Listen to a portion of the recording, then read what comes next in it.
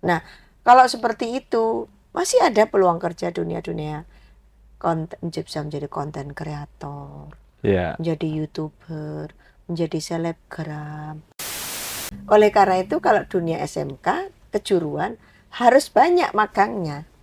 Jangan terlalu banyak teori. Kuati sistem dengan SOP yang bagus, SDM-nya dididik, lalu berikan kuota yang betul-betul mampu mereka, Pak Red.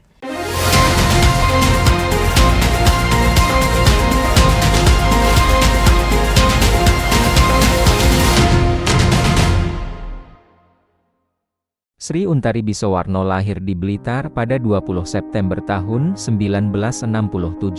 Ia dikenal sebagai salah satu figur perempuan Jawa Timur yang konsisten memperjuangkan pemberdayaan masyarakat, terutama melalui gerakan koperasi, pendidikan, dan kebijakan publik.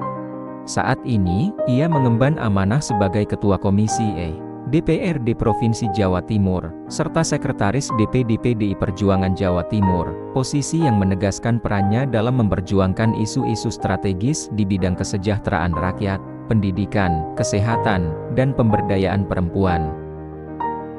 Perjalanan pendidikannya dimulai dari S1 Ilmu Sejarah di Universitas Negeri Malang, kemudian berlanjut ke S2 dan S3 Ilmu Administrasi Publik di Universitas Brawijaya Malang. Latar akademik ini memperkuat kapasitasnya dalam memahami dinamika kebijakan serta tata kelola pemerintahan yang efektif.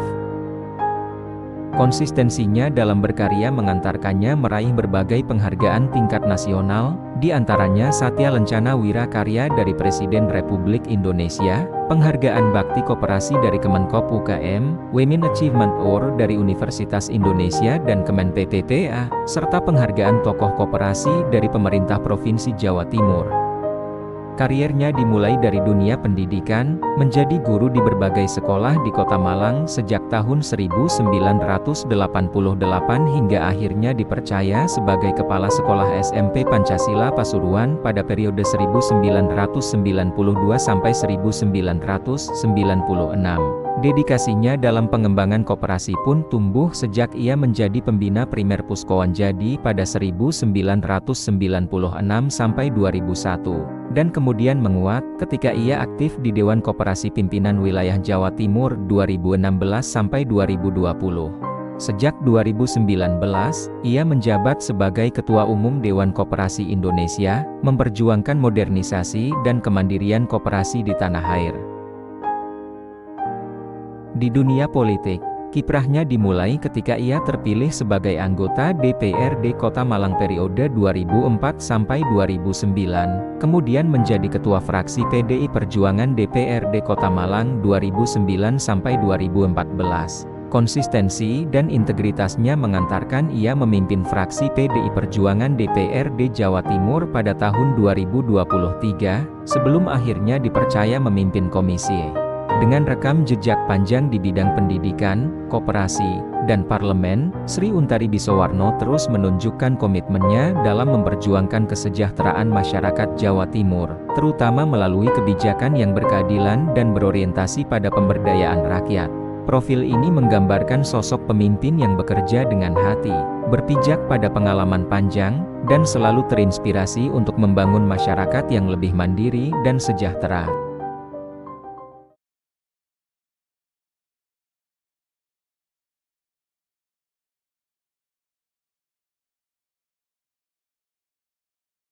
Assalamualaikum warahmatullahi wabarakatuh.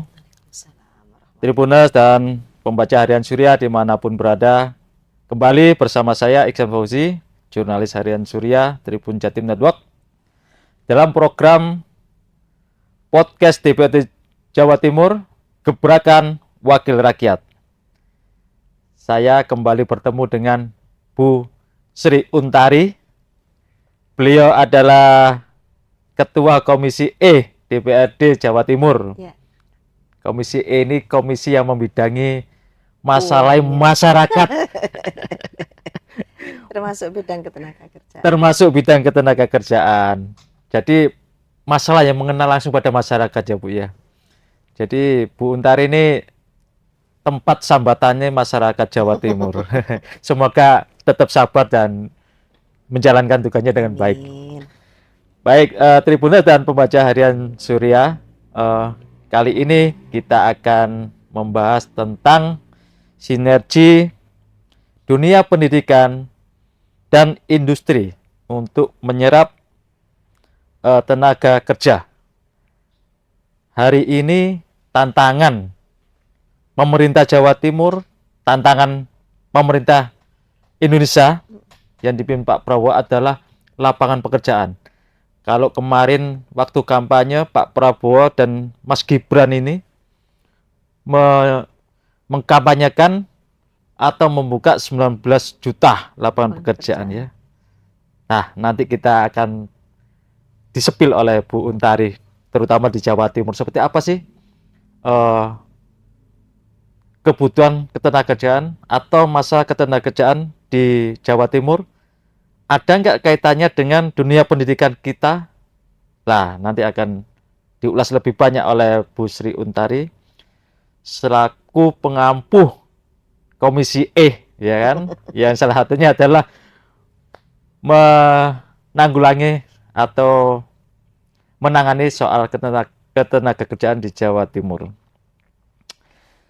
Selamat datang Bu Untari, selamat datang kembali di studio Terima kami. kasih Mas. Assalamualaikum warahmatullahi wabarakatuh. Ya, Mas terima Iksan kasih. dan Tribuners ya.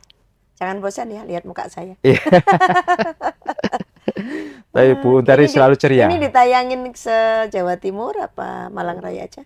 Jawa Timur, seluruh Indonesia. Seluruh Indonesia ya. Tidak terbatas karena kita Iya, sudah karena digital kan. Iya, betul. Semua orang bisa melihat. Jangankan Indonesia ya, Eropa saja bisa kita akses ya. Mungkin teman-teman Bu Sri Untari yang ada di luar negeri juga bisa Ada mengakses. beberapa teman-teman koperasi di India, Ya, di ya. Kanada, Ya, kemudian di Malaysia, di Singapura, ya teman-teman koperasi yang banyak. oke. Karena memang jaringan saya jaringan koperasi. Pasti nanti bisa juga melihat apa yang disampaikan oleh Bu Sri Untari ini. Bu Untari gitu aja. Ya, Jadi enak cekak tahu-tahu. ya, Bu Untari, kita melihat pendidikan dan industri ini sepertinya harus ada sinergi ya. Bagaimana itu akan menciptakan juga lapangan pekerjaan juga bisa menampung orang yang memiliki kapasitas seperti itu. Menurut pandangan Bu Sri Untari, Bu Untari, itu di Jawa Timur hari ini seperti apa Bu pendidikan kita dalam rangka atau sinergi dengan dunia ketenagakerjaan ini? Iya. Yang pertama saya terbiasa dengan membangun prolog dulu ya, supaya kita memiliki satu frame yang sama dalam upaya kita berdiskusi tentang hal ini. Laporan LKPJ Gubernur TPT ini sudah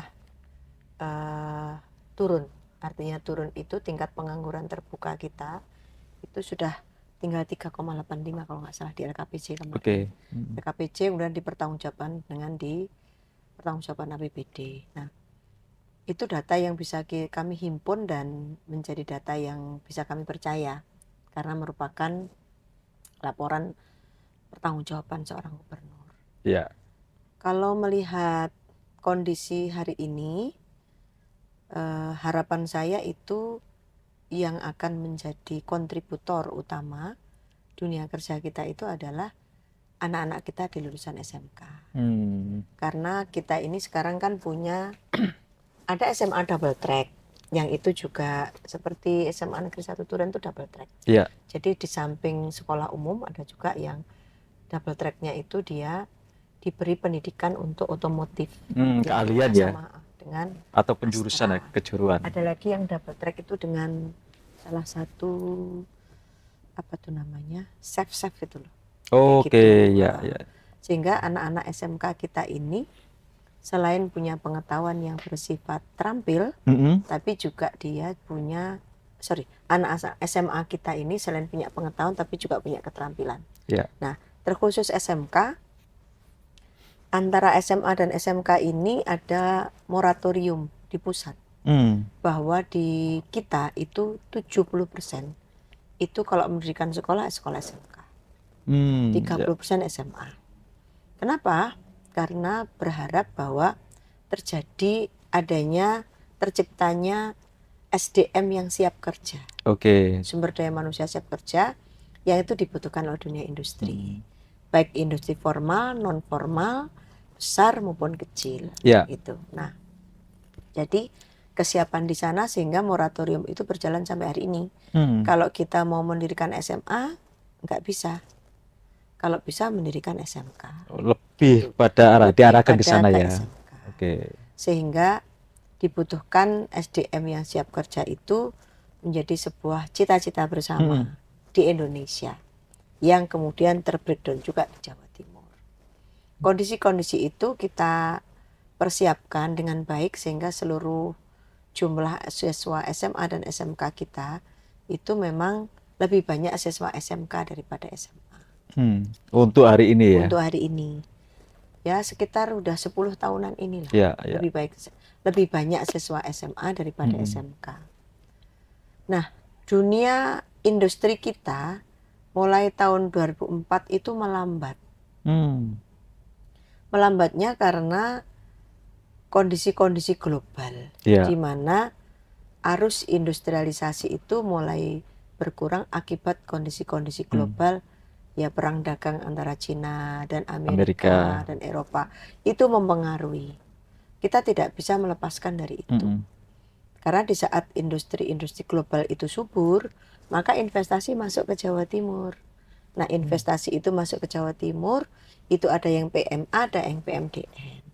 Ketika investasi itu masuk, maka terbukalah peluang kerja di berbagai bidang.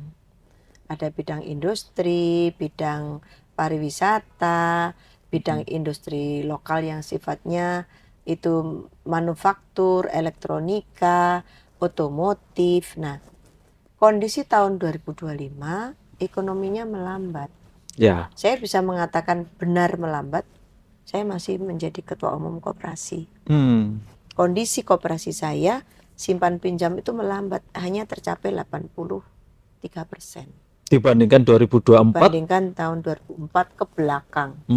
Ini kondisi yang kami alami di SBW itu untuk simpan pinjam sudah saya lihat mulai 2019 sampai 2025 terburuk. Untuk simpan pinjam. Kayaknya hampir semua deh, Bu. Nah, maka saya bisa mengatakan ini. itu benar. Karena saya mengalami sendiri di dunia kerja di koperasi itu. Kenapa? Karena anggota-anggota yang tadinya pinjam sudah 50 juta, pinjamnya berkurang menjadi 25, jadi 20. Kita tanya kenapa? Omsetnya udah melemah, Bu. Contoh misalkan tadinya dia pengusaha di bidang kue basah, kue kering yang sudah kirim sampai ke Bali, ke Jakarta. Omset permintaannya turun. Sehingga pinjamnya pun akhirnya turun. Itu yang sudah agak menengah ya. Terus yang kecil, yang jualan pecel, jualan cilok, jualan gedang goreng dan sebagainya. Yang tadinya katanya sehari itu kalau jualan rawon bisa 100 porsi. Sekarang ini tinggal 75, tinggal 50. Ibaratnya hanya bisa untuk dipakai makan. Artinya hidup mereka sehari-hari. Tidak bisa untuk nabung. Lah, inilah yang saya katakan bahwa ketika dunia industri, baik industri formal maupun non formal itu menurun, itu menyebabkan dunia kerja juga tidak merekrut angkatan kerja dengan baik. Apalagi kabar-kabar yang pertama dulu kan Sritek ya. Terakhir kabar kita katanya gudang garam. Gudang garam ini ada di Jawa Timur. Gudang garam itu kalau di Kabupaten Kediri menyerap 30% sendiri. Lebih dari angkatan kerja perempuan dan sebagainya yang bisa bekerja di pabrik rokok ini. Nah, ini kan sungguh mengkhawatirkan ekonomi kita tahun 2025 ini. Maka bagaimana dengan kesiapan SDM SMK kita di dalam merespon itu? Lulusannya banyak. Tapi kalau dunia kerjanya melambat. Oleh karena itu perlu ada strategi baru. Strategi barunya kalau saya bisa kami sampaikan sebagai kita pengambil keputusan di pemerintahan provinsi, ya kita optimalkan BLK. BLK kita ini lulusan SMK kita, dunia kerja, dan yang kira-kira butuh kompetensi baru BLK-nya ini ya. BLK itu Balai Latihan Kerja. Kan di Malang ini ada 2, di Wonojati dan di Singosari. Oke. Ada 2 kan. Ada Malang, Surabaya, Trenggalek, kemudian Jember, kemudian Bojonegoro, Tuban dan sebagainya. Lalu di daerah Tulungagung ini ada BLK pemerintah provinsi. Nah, ini sekarang ini sedang melatih mereka-mereka yang bukan lulusan SMK. Oh, yang sebelumnya nggak punya keterampilan ya? Sebelumnya nggak punya keterampilan, atau mereka dari kerja di perusahaan misalkan, lalu PHK, mereka pengen bekerja di bidang apa, misalkan di bidang urusan ini apa tuh namanya, potong-potong rambut ya, barbershop, dilatih barbershop. Di bidang pastry dilatih kue. Di bidang mua gitu dilatih mua. Dilatih las, AC dan sebagainya untuk membuka usaha jasa. Ya. Nah, kalau kami di SBW itu kerjasama dengan Desnaker Provinsi lewat BLK Singosari dan Wonojati, misalkan barbershop, setelah itu kami bikinkan kredit untuk membeli alat-alat barbershop. Kasih modal ya? Kasih modal, supaya mereka bisa bekerja secara non formal tadi itu, di rumahnya masing-masing. Yang kue begitu, yang mua begitu, yang barbershop begitu, yang bordir begitu, yang jahit begitu. Semua kita bikinkan skema kredit supaya mereka bisa bekerja, tidak hanya dilatih sudah 1 bulan, intens banget, dan sudah bisa menjahit dengan bagus, karena sudah saya lihat jahitannya sudah sebagus ini. Bagus banget. Kemarin saya lihat berapa gini nih satu baju, bahkan lebih detail lagi daripada ini. Ini baju kan merek tertentu yang saya beli di Malang. Jangan ngomong merek kan, nanti dikira promosi. Jadi mereka sudah sebagus itu. Bikin kue juga bagus banget. Kalau bikin kue akhirnya kalau kita ada acara kita minta bikin kue. Kalau yang barbershop kita minta untuk di rumah buka itu usaha jasa, ya pasti kan para bapak-bapak, para pemuda kan pasti potong rambut. Nah, mungkin tidak. Jadi usaha barbershop itu menurut saya sepanjang masih ada manusia pasti masih laku. Iya. Karena pasti potong rambut. Walaupun dulu banyak potong rambut para ibu-ibu, sekarang para berhijab itu kan sudah potong rambut dipotong sendiri. Tapi para bapak kan tetap saja, para bapak dan anak-anak muda. Jadi di situ Mas. Nah, untuk yang ini dunia yang dikaitkan dengan lulusan SMK dan dunia industri. Nah, kemudian bagaimana dengan anak-anak kita? Ini permintaan ke Jepang. Ya. Dan ke Hong Kong itu banyak. Tetapi yang harus... Tapi mereka harus punya keahlian. Keahliannya sudah ada, otomotif Otomotif, dan oke. nurse. Cuma mental dan bahasa. Kenapa, Bu? Jadi saya manggil Dinas Tenaga Kerja. Iya, iya. Pertama bahasa. Bahasa itu kita latih lah. Setelah itu mental. Jadi daya juangnya kurang. Sehingga masih di BLK gitu aja sudah minta pulang. Atau di sana kontraknya 2 tahun, baru 3 bulan sudah nggak cocok dengan iklim dan sebagainya, kemudian minta pulang. Kalau minta pulang secara resmi kan ya urusannya panjang. Ya. Minta pulang tidak resmi, lari sendiri, lebih panjang lagi. Nah, ini salah satu kendala bagi kita. Di anak-anak kita lulusan SMK itu, ketika ada rekrutmen yang di luar negeri yang gajinya bisa lebih besar daripada di dalam negeri, tapi kendala bahasa dan mental ya. Mental kerja. Nah, sehingga kita butuh pejuang-pejuang ekonomi yang dia tangguh, yang dia bisa menyesuaikan diri di tempat kerjanya yang baru. Karena orientasinya adalah orientasi kehidupan ke depan. Ya. Kan kalau dia tangguh di situ, dia bisa nabung, kalau pulang dia punya modal. Bisa mendirikan usaha sendiri, atau dia bekerja di tempat lain di yang lebih perusahaan bagus di ya. Indonesia. Itu Mas. Itu salah satu kendala kita untuk lulusan-lulusan SMK kita. Terus apa yang dilakukan, Bu? Yang kita lakukan ya kita kemudian memberikan semacam yang tadi, yang beberapa waktu yang lalu kita bicara pendidikan karakter ya. Karakter kreatif, bersemangat, kerja keras, adaptif. Ya. Dan kemudian sharing pada lingkungan, peduli lingkungan. Itu pendidikan karakter yang kita terapkan itu kita bawa kembali ke dunia kerja. Karena dengan beberapa ciri karakter tertentu ini itu dibutuhkan di dunia kerja. Baik itu di dalam negeri maupun di luar negeri. Di dalam negeri pun kita juga membutuhkan dunia kerja itu siswa-siswa yang punya karakter kesabaran. Kesabaran untuk berproses di situ gitu loh. Nah, ketika anak-anak kita kurang proses, kurang kesabaran, 2 bulan udah keluar, 1 bulan keluar. Salah satu ciri-ciri Gen Z hari ini adalah tidak sabaran, maunya transparan, maunya cepet-cepetan, pokoknya menjadi sesuatu. Nah, kalau seperti itu, masih ada peluang kerja dunia-dunia konten, bisa menjadi konten kreator, menjadi YouTuber, menjadi selebgram, menjadi desainer dari berbagai, menjadi asistennya mua, bisa, nggak apa-apa, nggak harus masuk dunia kerja formal. Jadi kesiapan dunia kerjanya itu peluangnya banyak. Tinggal anak-anak kita, kesiapan mentalitasnya di dalam maupun di luar. Kalau di dalam dunia formal, misalkan ikut perusahaan asing, tetapi di dalam negeri, kan standar operasi prosedurnya juga ketat. Ya, betul. Sehingga anak-anak disiapkan mentalnya.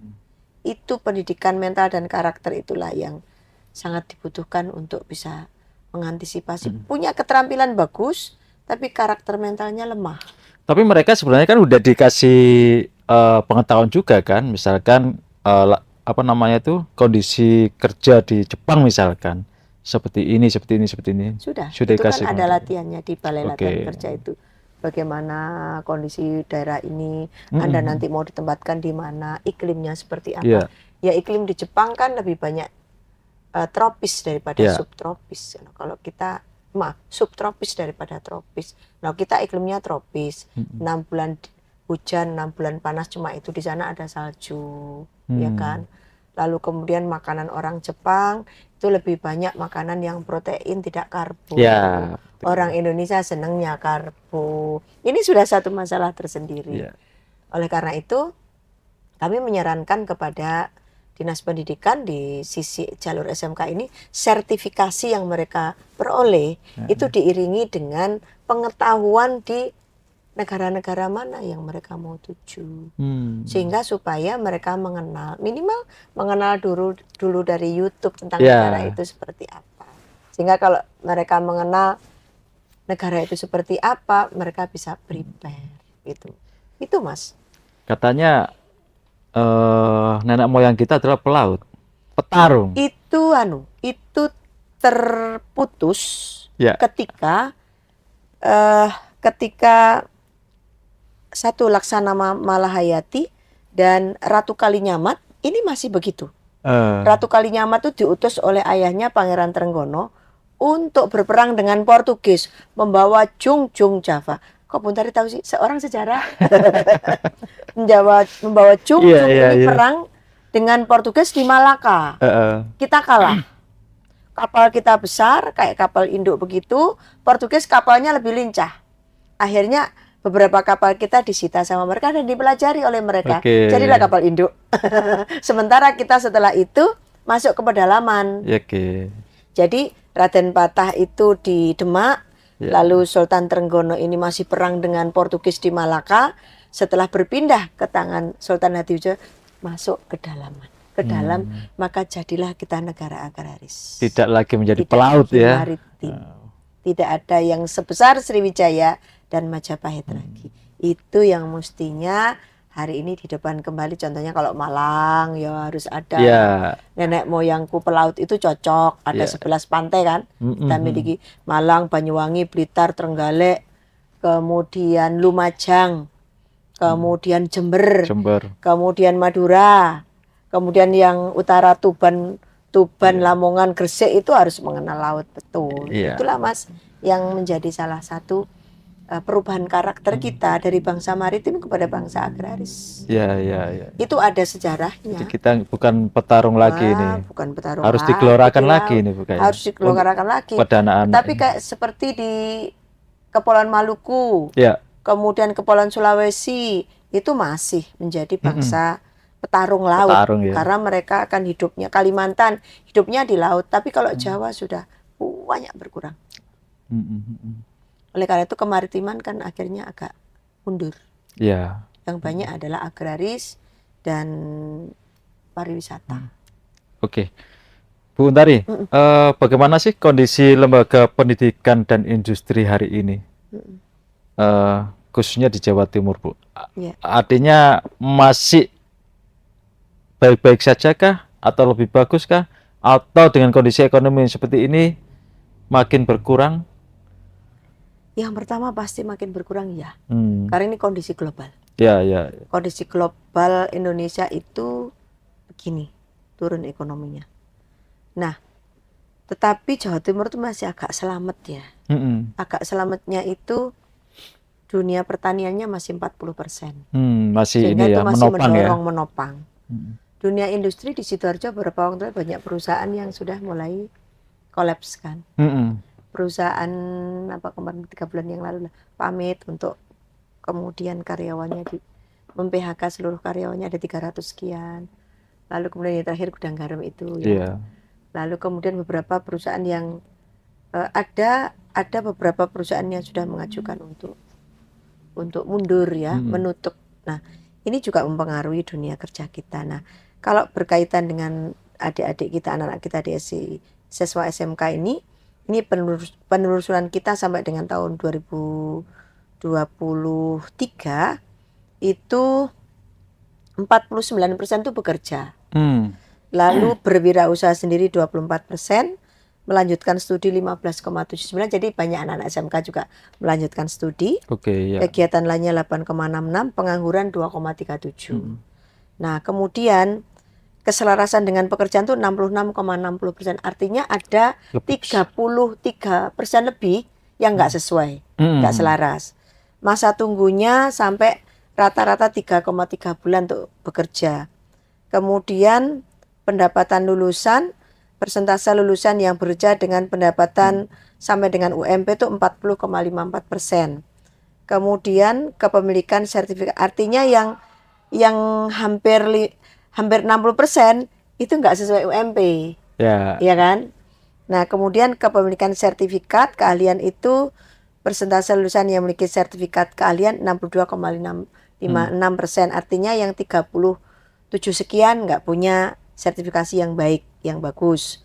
Kemudian bidang keahlian yang lulusan bekerjanya itu di energi dan pertambangan tertinggi 61,57, kemaritiman 54,25, teknologi dan rekayasa 53,19, bisnis dan manajemen 49,13, pariwisata 47,56, agribisnis dan agroteknologi 46,89, teknologi informasi dan komunikasi 45,23, seni dan industri kreatif 44,39, kesehatan dan pekerjaan sosial 36,76. Jadi banyak anak-anak kita itu yang lulusan bekerjanya di 9 itu.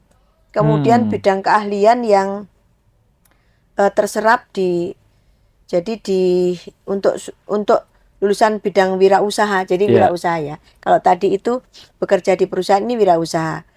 Jadi agribis itu 27,27, pariwisata 26, teknologi dan yang kayak tadi. Tertinggi ada di bidang agribis dan agroteknologi. Berikutnya pariwisata, berikutnya lagi teknologi dan rekayasa.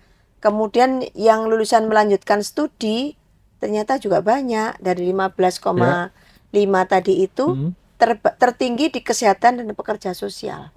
Sampai 42%, energi pertambangan 25, kemudian seni dan industri kreatif 22 dan seterusnya. Kemaritiman paling kecil 10,37 untuk melanjutkan. Jadi maritim ini tadi kita kurang ya. Sampai kemudian sebarannya, lokasi bekerjanya pun di dalam provinsi alhamdulillah sampai 90,25%, luar provinsi 8,73, luar negeri baru 1,01. Jadi masih kurang lah anak-anak kita bekerja di luar negeri, padahal sesungguhnya serapannya, kebutuhannya banyak sekali. Banyak sekali ya. Tapi tadi ada sekitar berapa itu? 33% lembaga pendidikan yang terutama SMK ya, yang belum sinkron dengan industri. Jadi memang Benar, jadi keselarasannya baru 66,60. Maka ini harus menjadi evaluasi Evaluasi lagi kan? bagi kami, Oke. pengambil kebijakan untuk sekolah SMK ini. Nanti saya akan minta pada Dinas Pendidikan mengumpulkan seluruh kepala sekolah SMK, baik negeri maupun swasta, untuk melakukan pemetaan. Iya.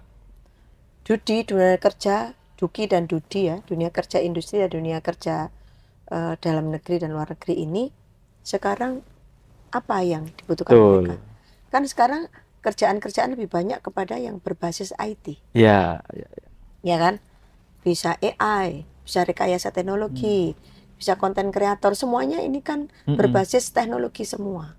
Nah, inilah yang perlu kita sharingkan dengan dunia kerja. Jadi nanti kerjasama antara Dinas Pendidikan dan Dinas Ketenagakerjaan dan dunia kerja untuk ketemu. Diselaraskan ya. Kita bekerja untuk bisa menyelaraskan ini. Ini mumpung kita masih 1 semester kan dunia pendidikan ini. Saya minta nanti pada Kepala Dinas Pendidikan agar melakukan evaluasi. Lulusan kemarin itu di tahun 2024, bagaimana mereka ini? Terserapnya sampai di mana? Dan ketidakcocokan yang sampai 33% ini, ayo dikejar. Iya, barangkali sudah ada perubahan kan di dunia tenaga kerja ini. Betul. Dengan kondisi ekonomi seperti ini gitu. Ini kan data-data ini memberikan kita sebuah tengara bahwa membutuhkan kebijakan baru gitu. Apa kebijakan barunya itu? Yang berkaitan dengan serapan diri mana yang paling besar. Ya. Kalau serapannya di paling besar itu di golongan bidang kerja X, Y, A, B, C, ya kita harus ke sana gitu. Kan tidak sulit untuk membuka sebuah jurusan asal dengan reasoning yang tepat. Nah, reasoning yang tepat itulah dasarnya data. Oke. Itu. Kalau sekarang didorong investasi di Jawa Timur ini kan banyak di bidang teknologi sekarang masuk. Kita ada investasi sekitar 13 triliun dari yang masuk sebagai investasi masuk di Jawa Timur. Banyak kok Mas. 2025. Di semester 1 itu sudah 13 triliun masuk. Itu kan bagus banget gitu. Apa yang mau dibangun perusahaan-perusahaan berkaitan dengan IT, otomotif dengan versi baru, mobil-mobil listrik itu kan yang sekarang sedang dibangun. Maka ya kita otomotif berbasis listrik harus mulai dikembangkan. Harus ada juga turunannya. Di sekolahan itu juga ya. Iya, jurusannya. Ini yang kami arahkan supaya nanti seluruhnya ini memahami bahwa konteks pekerjaan kita hari ini harus sesuai dengan zamannya. Berarti kalau Bu Untari tadi bilang akan menyelaraskan ya antara dunia pendidikan dengan dunia ketenagakerjaan. Ada kemungkinan besar perubahan kurikulum di sekolah SMK atau menambah tadi ya, menambah apa namanya itu, apa istilahnya jurusan ya? Iya, artinya kurikulum yang kira-kira mata-mata pelajarannya sudah tidak dibutuhkan lagi, sudah serapannya sedikit, ya itu dikurangi deh dengan menambahkan hal baru. Hal yang baru yang dibutuhkan oleh industri hari ini. Kan industri yang berkembang, industri kosmetik itu berkembang pesat. Industri apa tuh namanya Mas, herbal. Berkembang pesat. Lalu industri elektronika dan IT berkembang pesat. Plus industri yang berkaitan dengan ekonomi kreatif. Ya. Hal baru yang disukai anak-anak muda ini. Misal ya, MUA misalkan. Trennya lagi apa gitu. Kan itu harus kemudian kita mengundang para trendsetter itu untuk mengajarkan kepada anak-anak kita, oh MUA hari ini begini, mantan hari ini modelnya begini, sudah nggak lagi seperti mantan saya zaman purna. Tapi zaman saya kan pakai janur, orang jadi mantan itu kembarannya janur, ininya janur. Sekarang kan model lagi. 40 tahun kemudian ternyata janur keluar lagi. Diawali oleh siapa? Luna Maya. Yang kembali ke alam. Jadi background dekorasinya lebih banyak ke daun-daun. Ini kan juga, ini akan menjadi trendsetter. Sampai dengan kira-kira 5 tahun ke depan, tren janur ini menurut saya masih. Maka dari itu berarti nanti kan harus disiapkan bidang pertaniannya banyaklah nanam Ya. pohon kelapa, diambil janurnya misalkan gitu kan. Kemudian bagaimana menciptakan anak-anak kita yang dari sisi dekoratif itu yang bisa menganyam janur Ya, dengan berbagai desain-desain yang modern itu. ya betul itu. Harus Mas, ada apa namanya modifikasi yang modifikasi iya yang ya. dibutuhkan Yang oleh dibutuhkan. zaman. Mm-mm. Kalau kita mengambil sesuatu yang tidak dibutuhkan zaman kan nanti Iya, harus adaptif lah. jadul. Kalau jadul ya tetap ada peminatnya, tetapi pasti berkurang jauh. Contoh sepeda ondel jadul, ono, tapi berapa persen? Ya, Kan berganti sepeda listrik ya. karena zamannya, Karena zaman dan kemudahan kemudahan, orang, kepraktisan. kepraktisan. Orang kan memilihnya Gak kadek praktis. ngumpo. Tinggal gini aja. Baik, Bu Untari. Kalau peningkatan skill atau keterampilan adik-adik kita yang di SMK setelah lulus mau terjun ke dunia kerja, kira-kira kalau menurut Bu Untari tentang magang ya, magang di Di dunia perusahaan, kerja ya. di dunia kerja, itu bagaimana Bu? Bisa nggak untuk menambah keterampilan bagi mereka? Oke. Kalau saya melihat praktek langsung aja, di SBY itu banyak anak magang. Oh. Mulai dari SMA, SMK maupun perguruan tinggi. Dari anak-anak magang itu biasanya yang bagus saya ambil sebagai karyawan. Oh, gitu ya. Jadi difilter dulu. Kan kelihatan kan, cekatan, Iya, iya, iya. humble, kemudian dia adaptif gitu.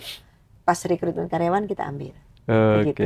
Termasuk yang di anak-anak mahasiswa juga begitu. Nah, magang kalau di kami kan di koperasi ada retail. Retail itu nanti magang di display, di gudang, di kasir gitu kan. Gudang ada gudang display, ada gudang besar. Kalau magang disimpan pinjam nanti dia akan magang di sekretariat, di akuntansinya, kemudian di tellernya itu.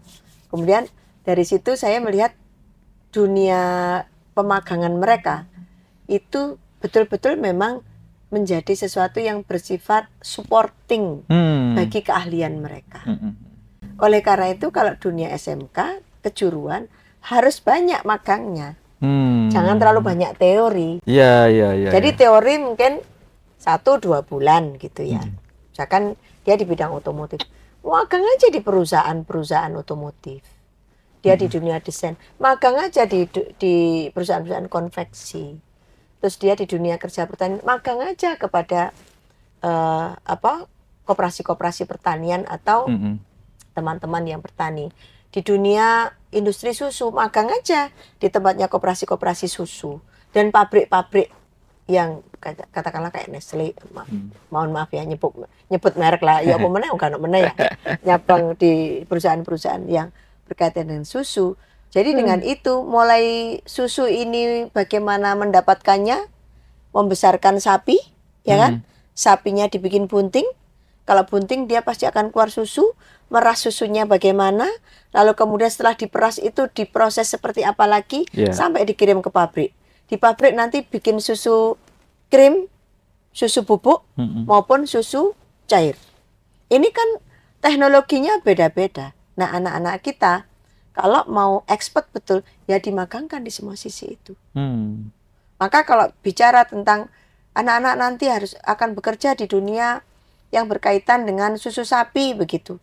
Ya sudah, sejak awal teori bagaimana membuat sapi bisa besar, bisa bunting dengan anak yang banyak, itu diajarkan sebentar, tempatkan nanti. Gitu aja.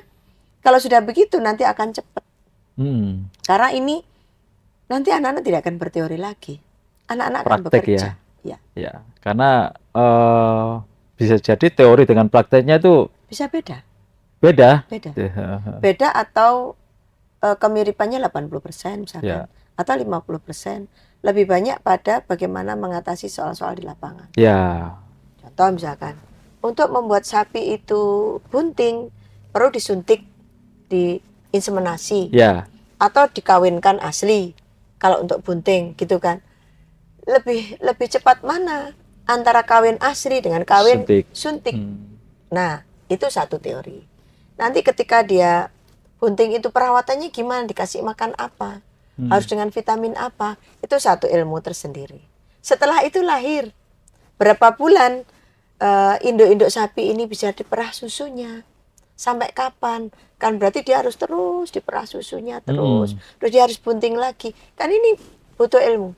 Saya kan kebetulan punya saudara dan juga rekan koperasi susu seperti di Kopsai Pucen, di Kopsai Batu dan Jaya Abadi dan sebagainya, itu kan merawat sapi-sapi itu. Jadi setelah itu, setelah sapinya tidak lagi bisa diambil susunya, diapakan? Jadi sapi pedaging. Itu ada ilmunya sampai berapa tahun dia jadi sapi pedaging. Nah itulah yang diajarkan pada anak-anak kita. Belajar aja di koperasi-koperasi itu. Dan kalau kami sih gerakan koperasi selalu mau menerima anak-anak PKN. Di SBY itu selalu ramai anak magang. Selalu ada anak magang, baik Dan dari membantu juga ya. baik dari SMK maupun dari perguruan tinggi. Dan ada selain magang, anak-anak yang nyusun skripsi, tesis, disertasi selalu ada. Saya dengan senang hati ngeladeni itu, apalagi yang disertasi ya. Saya senang itu karena dia akan bikin model, mau bangun teori, jadi saya bisa minimal bisa berkontribusi untuk dia bikin model, berkontribusi gitu. Karena gini Mas, salah satu yang saya bikin dapat penghargaan pada Women Achievement Award tahun 2015 yang dilaksanakan oleh Universitas Indonesia, Pusat Studi Wanitanya itu, ketika saya diwawancarai, ada buku yang namanya Kotak Pandora. Saya salah satu yang jadi objek wawancara. Jadi saya nggak ngerti ternyata saya dapat itu tuh dari mana. Ternyata dari situ mereka wawancara tempat saya, beberapa hari meneliti. Ternyata saya sekaligus dinilai gitu loh. Akhirnya pantas untuk mendapatkan itu. Jadi enggak bayar, saya nggak pernah dapat penghargaan mau bayar. Mau lapo. Emangnya banyak Bu ya? Emangnya banyak? Banyak yang begitu. Saya nggak mau. Kok mulai penghargaan niku ya karena prestasi kok tetap bayar lapo. Itulah Mas, dunia kita. Bu, untuk memfasilitasi antara lembaga pendidikan, industri yang tadi Bu Untari sampaikan, kapan nih Bu akan dilakukan Bu? Mempertemukan ya, DPRD mempertemukan lembaga pendidikan dengan dunia industri ini supaya menselaraskan kurikulum dan kebutuhan ke depan. Kalau itu sebenarnya sudah dilakukan oleh Dinas Pendidikan Provinsi Jawa Timur. Terus menerus sudah dilakukan. Maka terdapat kesesuaian antara dunia industri dengan kurikulumnya. Tapi karena zamannya berubah terus, ya kan? Sekarang ini harus ada nanti mata pelajaran AI yang di SMK. Kenapa? AI-nya sedang berkembang. Karena yang pertama, untuk kita mengetahui dan mewaspadai itu harus tahu AI itu barang apa, begitu kan? Maka kita siapkan serangkaian policy untuk kepentingan supaya AI itu tidak menjadi momok bagi masyarakat. Tetapi kan pengetahuan tentang AI itu apa kita harus tahu supaya kita bisa menyusun kebijakannya apa. Maka saya ingin menyarankan kepada Dinas Pendidikan di tahun berikutnya nanti di periode penerimaan siswa baru 2025-2026 nanti 2026-2027 itu harus ada mata pelajaran itu di SMK. Karena AI itu kedepannya robotik dan AI ya. Tapi saya sedih sebenarnya Mas. Kenapa? Karena dengan mesin itu akhirnya memang satu mesin itu bisa menggantikan sampai 100 manusia. Tapi akhirnya kan banyak orang nganggur. Kalau banyak orang nganggur terus gimana? Maka harus ada wisdom pengambil keputusan, penerapan mesin-mesin ini harus juga disertai dengan penataan sumber daya manusia ini. Supaya tidak terjadi banyak PHK karena mesin. Maka saya salah satu pendukung sigaret kretek tangan. Kenapa saya mendukung? Karena di situ yang bekerja perempuan. Saya sudah berkunjung di pabrik rokok di Malang Raya, ini banyak pabrik rokok.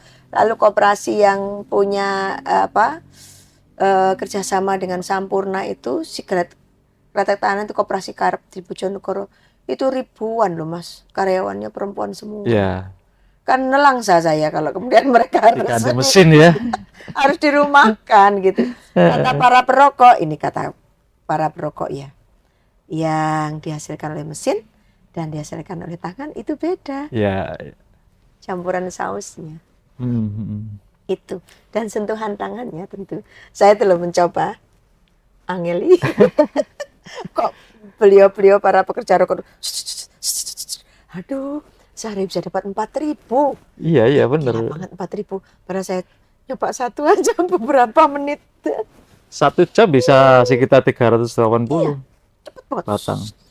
Ya karena terlatih ya. Sangat terlatih. Maka sekali lagi praktis, dan praktis. Iya. Latihan, dan latihan. Latihan di mana anak SMK? Di PKL. Praktek kerja lapangan. Ini kan saya sebut tadi praktis. Maka kalau praktis bisa menjadi best practice. Begitu. Paling terampil anak-anak itu kalau mereka di dalam PKL-nya itu dia rajin, dia sering masuk. Kami kan juga diminta untuk menilai itu. Iya. Kami yang dunia kerja diminta untuk menilai anak-anak ini rapotnya bagaimana. Ya kami nilai mulai absensi, kemudian adaptifnya, kemudian pekerjaan yang dikerjakan, sampai pada attitude-nya anaknya itu kami nilai.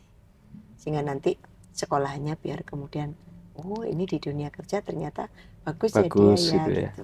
Ada gambaran awal gitu ya saat Itu, Mas magang Iksan. gitu ya. Kalau Bu Untari, bagaimana sih Bu untuk membuka lapangan pekerja lokal ini Bu? Di lokal ya, di Di lokal daerah. Kan contoh ini nih, Koperasi Merah Putih, contoh ini ya. Barangkali nanti ke depan Merah Putih ya. bisa diharapkan juga. Iya. Koperasi Merah Putih ini diharapkan bisa membuka lapangan pekerjaan. Iya. Barangkali Bu Untari punya contoh yang lain ya, selain ini, yang kira-kira dunia usaha lokal dan bisa menampung pekerja lokal. Kalau Itu Koperasi peluangnya Merah bagaimana? Putih ini setahun 2 tahun ini pasti masih konsolidasi. Oke. Sebenarnya yang bisa langsung buka dunia kerja itu MBG. MBG. Tetapi MBG ini, ya pangapunten ya Bapak Presiden, kalau pakai dapur-dapur begini pasti nggak terlalu banyak punya manfaat Menyerap. besar. Tapi saya sudah bulan Januari 2025 saya sudah berstatement, sebaiknya serahkan pada sekolah, gitu. Sekolah itu yang tahu. Di situ anaknya orang nggak punya berapa, muridnya berapa, yang ibunya hamil berapa, itu sekolah itu tahu. Biar dimasak oleh wali murid atau kantin sekolah. Kantin sekolah ini kan adalah orang-orang yang ditunjuk oleh sekolah untuk mereka menyiapkan makanan yang bersifat basah, kering, makanan siap saji dan sebagainya. Kalau dibuat oleh kantin sekolah, maka sekolah bisa ngawasi masaknya gimana dan fresh betul. Kalau mau dimaem jam 12, maka jam 11-nya mateng. Disiapkanlah untuk anak makan, dimakanlah di sekolah itu, menciptakan silaturahmi dan kerukunan karena makan bersama itu. Nah kalau disiapin dapur ya pangapunten sangat 3.000 kotak, 3.000 apa tuh namanya plate itu, piring. Iya. Mereka pasti masaknya kan prepare-nya jauh-jauh. Ini salah satu contoh yang bisa ya Bu, yang bisa dilokalkan ya. Itu yang bisa dilokalkan. Kalau dimasak di sekolah kan nanti belanja ke melijo-melijo terdekat. Melijonya belanja ke pasar. Akhirnya ekonominya muter gini loh. Tapi kalau yang masak dapur ya dapurnya belanja di pasar induk. Pasti. Ya, kenapa? Cari harga yang murah. Nggak mungkin dia belajar di melijo. Nah, padahal tujuan kita supaya melijonya laku, ya kan? Kemudian tenaganya ini dari para wali murid di situ yang kira-kira nggak terlalu banyak pekerjaan di rumah, jadi tukang masak karena dia memang bisa masak sehingga bisa memberikan pendapatan pada wali murid ini, ibunya dapat pendapatan, anaknya dapat makan. Terus pasarnya melijonya laku.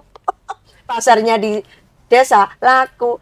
Nah, kalau dibangun dapur gede-gede, Bapakku, Pak Presiden.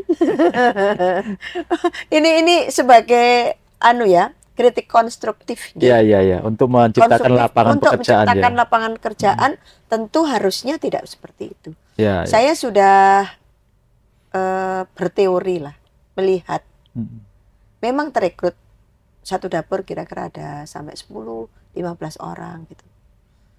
Tapi kemudian itu tadi belanjanya pasti di pasar induk. Tak mungkin belanja di pasar kecil. Kenapa? Ya kan mencari di pasar kecil dengan pasar induk harganya kan beda. Beda. Nah, ini saya kira kalau kita berharap dari MBG itu sebenarnya bisa nyata. Berharap dari Koperasi Merah Putih belum. Apakah bisa? Bisa kalau benar-benar. Tapi sekarang Benar-benar bisa menciptakan lapangan pekerjaan ya. Bisa ke depan asal kuota. Jadi saya kan sudah bertemu dengan seluruh ketua-ketua Koperasi Merah Putih se-Malang Raya. Saya hadirkan juga Himbara yang ditunjuk di Malang. Bagaimana untuk mengakses dana 3 miliar sampai 5 miliar untuk tiap-tiap koperasi desa dan kelurahan Merah Putih ini. Ternyata platform bukan platform, tapi kuota yang diberikan ini terlalu kecil. Contoh, satu desa itu skema besar itu hanya 400 kg pupuk. Pupuk ya. Kalau 400 kg pupuk itu ya hanya 0, sekian tanah pertanian yang bisa dilayani oleh Koperasi Merah Putih. Ya sebaiknya kalau mau usaha pupuk Koperasi Merah Putih ini gedhekno pisan. Begitu dipinggirkan gudang, lalu duitnya kira-kira untuk satu desa itu berapa butuhnya pupuk. Oh butuhnya sekian ratus ton. Ya sudah tiap bulan di dalam setahun berapa ton, setelah itu tiap bulan butuhnya berapa, ketika mau nandur, pasca panen, dan kemudian disediapin oleh teman-teman Koperasi Desa Merah Putih ini. Kalau cuma 400 kilo sebulan, ya teman-teman, yang sudah saya ketahui langsung. Terus LPG juga gitu, jangan seminggu cuma 50 itu cuma se-RT.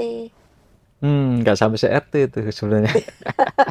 Jadi harus sungguh-sungguh. Jadi kalau mau Koperasi Merah Putih itu bisa nyerap tenaga kerja, berikan kuota yang besar, didik dulu SDM pengurusnya, kuati sistem.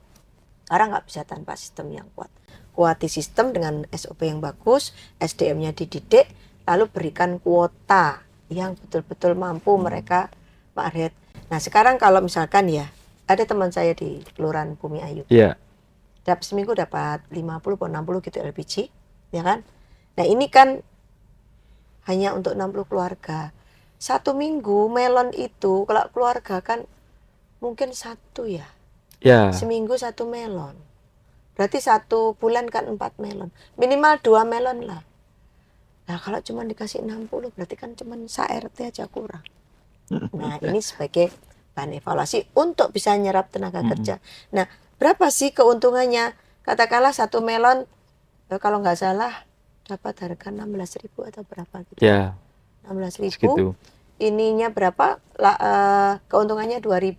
Dari 2.000 itu kali 60, cuman berapa Mas? 120. 120.000 seminggu ya? Seminggu. Berarti keuntungannya kan 120.000 kali 4. Hanya 480.000. Kalau buat bayar orang apa bisa? Itu kan kalau program pusat ya Bu ya.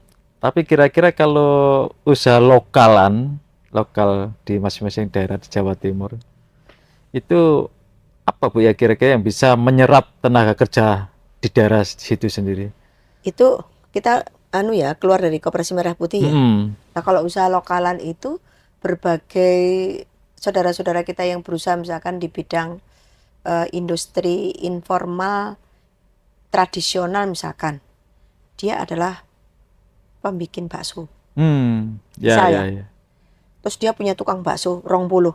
Ini kan sudah langsung dapat pendapatan tukang baksonya. Karena dia nggak perlu bikin, cukup memasarkan. Sehari di target sekian mangkok. Selesailah dia pembayarannya dari mangkok ini. Contoh, ini bakso.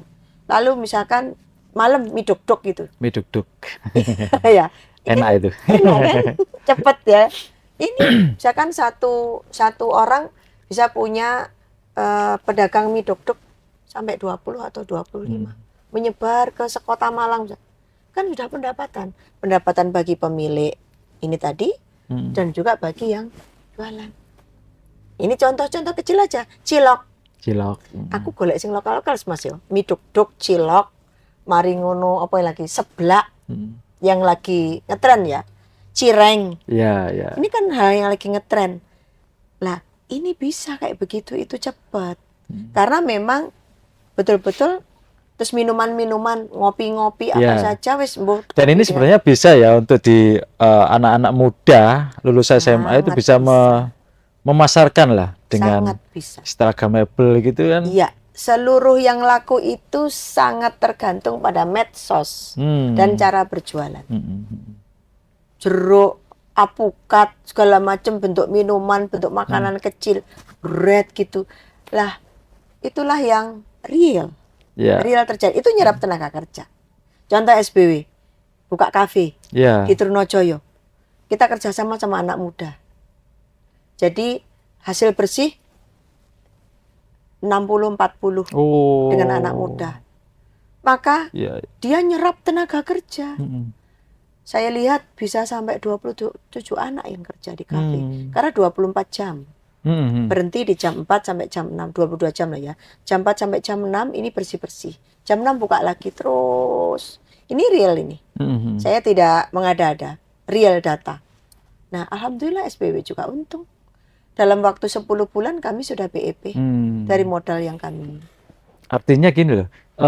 Ini lokal banget. Iya, pengusaha-pengusaha lokal atau orang yang punya usaha lokal sebaiknya juga berkolaborasi ya dengan anak-anak muda lulusan, terutama yang saya lulusan. Kasih contoh ini, lulusan-lulusan SMK dunia pariwisata, SMK yang bekerja itu anak-anak ini. Bisnis digital gitu kan. Iya. Nah ini medsosnya kuat. Jadi sekarang melihat kayak gitu, koperasi kami sudah merambah ke sana. Karena anggota banyak menyimpan, sehingga idle ini saya investasikan untuk itu. Membuka travel. Ada travel juga sekarang? Ada travelnya. Di situ itu ada cafe dan travel. Ada pelayanan kesehatan sebenarnya, tapi mau kami pindah ke dekat kantor di Teluk Etna sana. Ini sudah membuka lapangan pekerjaan. Contoh ya, cafe tadi. Paling tidak parkirnya, tukang parkirnya kan dapat, ya kan? Tukang parkirnya, pelayanannya. Kemudian kulaan, ya kan? Kulaan kopi, kulaan beras. Kalau beras, mie udah ke SBW. Langsung jadi simbiosis mutualisme ini. Gula, kopinya sendiri karena ada taste-nya sendiri. Artinya kalau itu ada 100 orang aja di Jawa Timur. Keren Mas, buka dulu. Melakukan hal seperti itu dan bisa menyerap tenaga kerja baru ya, anak-anak muda itu kan bagus sekali. Itu jenis pekerjaan non formal yang tidak perlu keterampilan terlalu tinggi, bisa diajari. Ya. Dan sehingga semua orang pasti bisa melakukan. Pasti bisa asal mau aja. Asal mau. Mau dan niat. Alhamdulillah bisa punya pendapatan yang bisa dipakai untuk hidup. Anak-anak muda misalkan sambil dia kos di Malang, kan bisa bekerja paruh waktu. Kan kerjanya 8 jam. Kan shiftnya 3. Tiap 8 jam beda yang bekerja. Saya lihat perkembangannya bagus. Karena Malang memang lagi jadi pusat kuliner. Dan ngopi itu menjadi sebuah kultur baru. Saya tangkap baru nih. Baik Bu Untari, kalau menurut Bu Untari, bagaimana menciptakan ekosistem yang bagus antara lembaga pendidikan dengan dunia industri, sehingga ini sama-sama match dan sama-sama membutuhkan lah. Ada nggak pemikiran Bu Untari itu di hal yang ideal gitu? PJMD-nya Bukup ini yang kita semuanya ya ikut nyusun ya, karena memang itu disusun oleh DPRD bersama dengan eksekutif. Kita itu sudah punya proyeksi. Proyeksinya TPT tingkat pengangguran terbuka itu semakin turun. Dan ini alhamdulillah semakin turun. Dengan adanya pembukaan lowongan-lowongan kerja baru di berbagai bidang. Ada yang bidang formal, pabrik-pabrik, ada sektor-sektor informal, itu yang seperti saya sebutkan tadi. Ada yang kemudian sangat sangat informal ya, konten kreator Iya, kayak gitu. iya. Ini kan kita dorong, kita ciptakan event-event. Kita sudah punya sebuah policy yang itu untuk kepentingan mendorong dunia usaha di Jawa Timur supaya tumbuh. Tentu provinsi tidak bisa sendiri, pasti dengan Iya. kabupaten kota setempat. Sehingga kita bikin ini apa namanya koridor wilayah Malang sini, ini di Pakorwil, Ya. itu ada sebuah working space gitu Oh, oke. untuk anak-anak muda berkreasi di situ. Lalu kita membantu Kota Malang dengan membuat MCC. MCC. Itu kita bantu 40 miliar dari Hmm. Jawa Timur untuk adanya itu. Dan saya lihat memang cukup ini ya, cukup terisi Oke. orang-orang yang bekerja di situ.